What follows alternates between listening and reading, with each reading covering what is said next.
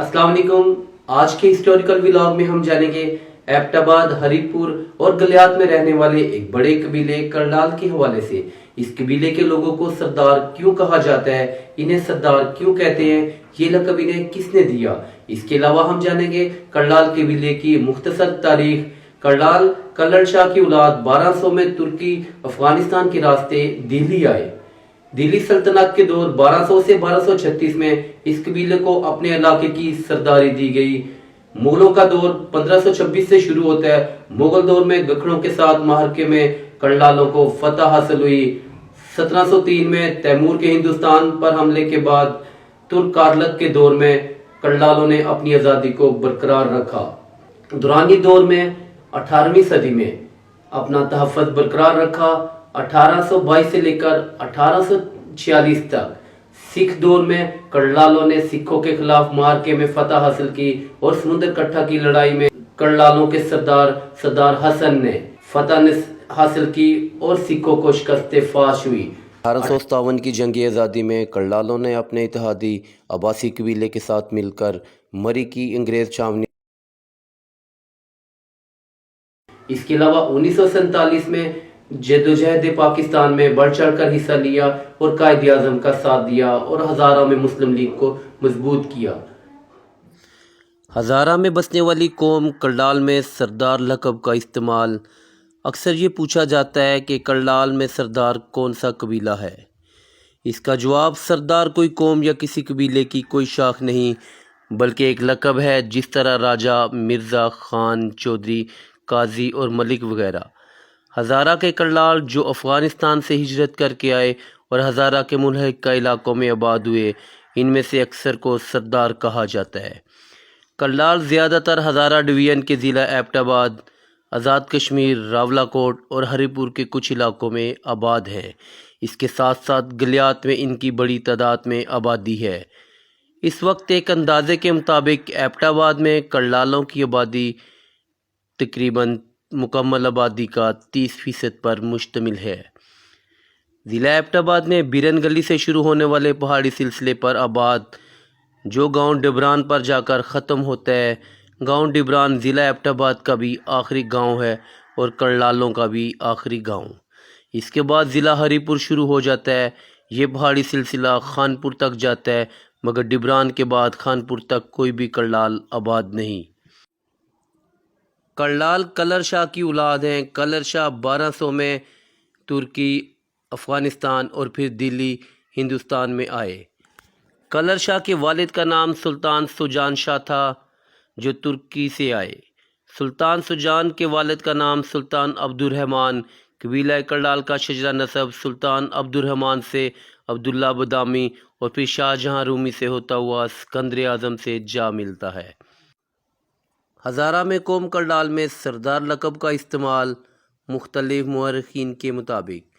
पुराने ज़माने में सरदार इस हाकिम को कहा जाता था जिसके पास कुछ कस्बे या शहर हों, क्योंकि करनालों के मतहत हज़ारा से मरी तक का इलाका था, इनको इसलिए सरदार कहा जाने लगा।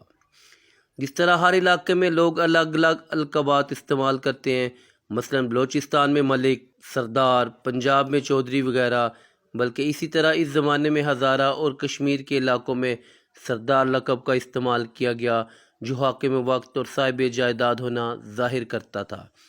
क्योंकि सरदार अपनी एक वसी ज़मीनें रखते थे और एक जंगजू कबीला था जो किसी बैरूनी हमलावर के साथ ना मिला, इसी वजह से दीगर मुकामी अक़वाम ने इनको सरदार का लक़ब दिया।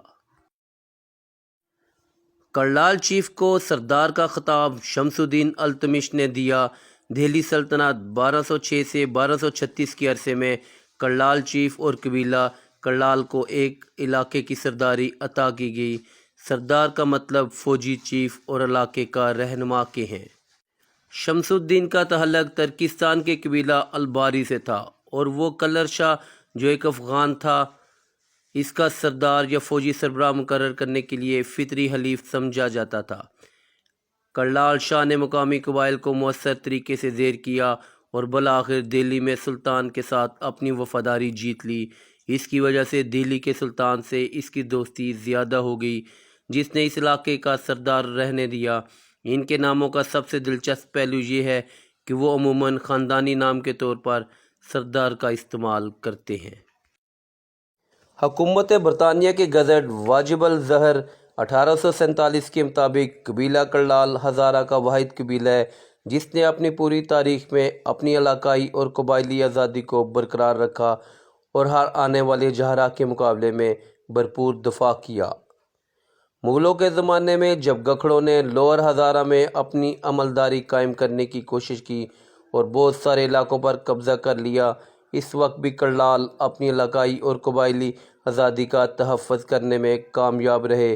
اس وقت کے کرلال چیف سردار قلی خان نے ایک مارکے میں گکھڑ چیف کو ہلاک کر کے اپنے علاقے کو گکھڑوں کے اثر سے محفوظ رکھا۔ ترک تیمور ہندوستان پر حملے کے بعد جب واپس گیا تو اس کے ساتھ آئے ہوئے ترک قبائل نے ہزارہ میں اپنی حکومت قائم کر لی۔ نہ صرف ہزارہ بلکہ پورے صوبہ سرحد پر ان کی حکومت تھی۔ ترکوں نے 1703 تک اس علاقے پر حکومت کی مگر وہ بھی کرلال علاقے پر قبضہ نہ کر سکے اور اس قبیلے نے اس پورے دور میں اپنی آزادی کو برقرار رکھا۔ کرلال دورانی دور میں ترک کے بعد حکومت کے خاتمے کے بعد 18ویں صدی سے لے کر 19ویں صدی کے ابتدائی عرصے تک افغان دورانیوں نے ہزارہ سمیت پورے صوبہ سرحد پر حکومت کی مگر دورانیوں کی طرف سے کرلال علاقوں کے خلاف کسی قسم کی فوجی مہم جوئی نہیں کی گئی۔ کرلال سکھ دور میں سکھوں کی طرف سے کرلال علاقوں کی فتح کرنے کے لیے بار بار حملے کیے گئے مگر کرلال ہر حملے میں نہ صرف کامیاب ہوئے بلکہ ہر بار سکھوں کو ناقابل تلافی جانی اور مالی نقصان پہنچایا۔ 19ویں صدی میں جب دورانیوں کی حکومت کمزور ہو گئی تو سکھوں نے ہزارہ کا کنٹرول سنبھال لیا سوائے کرلال علاقوں کے اور سکھوں کے پورے دور میں کرلال علاقہ ان کے لیے ایک مشکل ہدف رہا۔ 1822 سے 1845 کے عرصے میں کرلال علاقوں پر قبضہ کرنے کے لیے سکھوں نے بہت سارے حملے کیے مگر ہر بار کرلال علاقے اپنا دفاع کرنے میں کامیاب رہے اور انہوں نے بڑی بہادری اور بے جگری سے اپنے علاقے اور اپنی آزادی کا دفاع کیا۔ کرلالوں نے سردار حسن علی خان کی قیادت میں اس لشکر کا مقابلہ کیا اور اپنے سے کئی گنا طاقتور فوج کو شرمناک شکست سے دوچار کیا۔ اس لڑائی میں امر سنگھ مجیٹھا خود بھی سمندر کٹھا کے مقام پر کرلالوں کے ہاتھوں قتل ہوا۔ لیف گریفن اپنی کتاب میں لکھتے ہیں، اس جنگ کا حوال سکھوں کی ایک بڑی اور طاقتور فوج کی وجہ سے سردار حسن علی خان کے ساتھی براہ راست اس کا مقابلہ کرنے سے گریزاں تھے مگر اس کے باوجود وہ بار بار اپنی پوزیشن تبدیل کرنے اور چھاپہ مار کارروائیاں کرنے میں کامیاب ہو جاتے اور اس طرح ایک چھاپہ مار حملے آور میں سمندر کٹھا کے مقام پر مشہور سکھ جنرل امر سنگھ مجیٹھا قتل ہوا۔ کرلال انگریزوں کے دور میں 1857 میں ایسٹ انڈیا کمپنی کے ہندوستان پر قبضے کے بعد کچھ عرصہ تک کرلال علاقوں میں انگریزوں کے خلاف نفرت اور سرکشی رہی۔ جنگ آزادی میں کرلال قبیلے نے اپنی طاقت کے مطابق بھرپور حصہ لیا۔ کرلالوں نے ڈھونڈوں عباسیوں کے ساتھ مل کر مری کی فوجی چھاونی پر ایک بھرپور حملہ کیا۔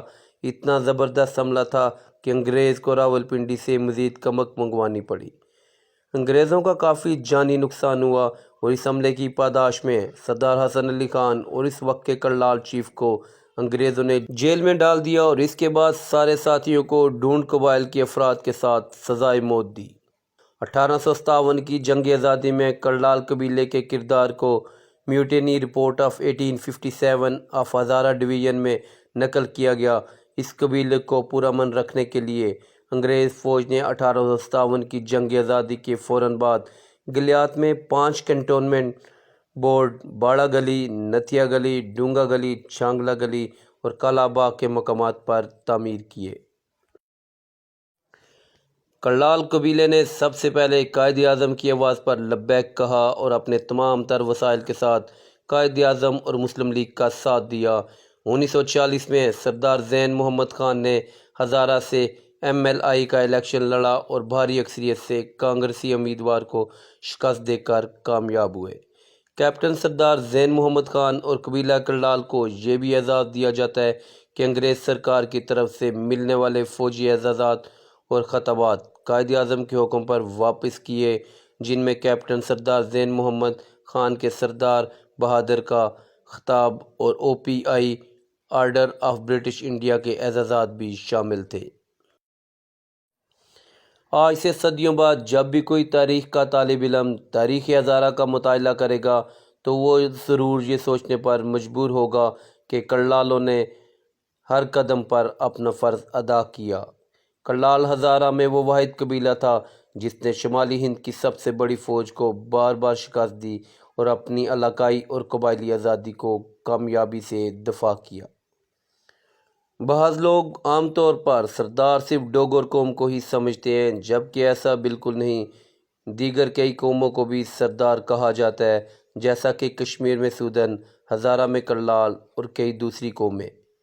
لقب وہ ہوتا ہے جو کسی بھی قوم یا شخص کو کسی دوسرے سے کسی خوبی یا بہادری سے متاثر ہو کر دیا جائے، جبکہ نسل وہی ہوتی ہے جو آباء و اجداد سے چلتی آ رہی ہو۔